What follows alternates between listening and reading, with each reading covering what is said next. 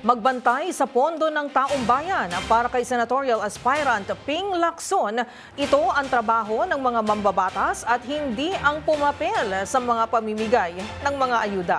Panawagan pa nito, dapat pagkalooban ng sapat na pondo ang mga tunay na intelligence agencies.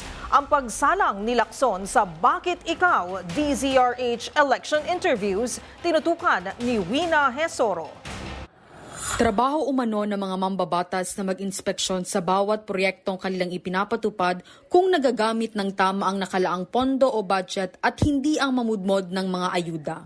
Sa Bakit Ikaw series ng DZRH para sa midterm elections, sinabi ni dating senador at ngayoy kumakandidatong senador muli na si Panfilo Ping Lacson na sapat na ang 4-piece na ibinibigay sa bawat Pilipino na kapos ang kita. So yung mga ganon, yun ang trabaho namin, parang oversight function.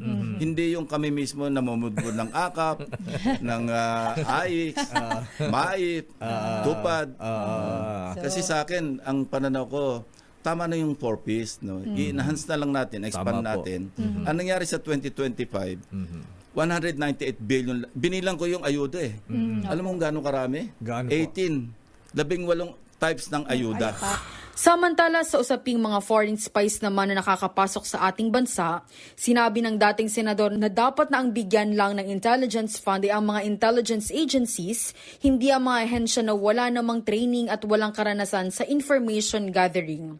Sa akin, dapat pagtibayin natin, ang bigyan natin ng intelligence fund, yung intelligence agencies. Ayon din sa dating senador, dapat mayroong prevention at rehabilitation ng bansa pagdating sa mga illegal na droga. Back to basics, yung holistic yung approach, dapat yung two-pronged strategy na pinairal namin nung araw. Ngayon yata three-pronged strategy sila.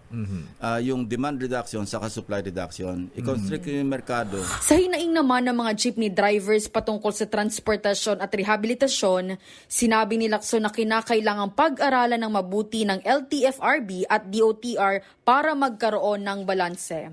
Aniya, kinakailangan ring pag-aralan bago palitan dahil marami ang hindi magsasang-ayon at huwag umanong ibagsak ng ganoon na lamang na kulang sa konsultasyon. Paano tayo maging self-sufficient? Kung import lang tayo ng import, pinapayaman natin yung ibang bansa. Hindi tayo asenso.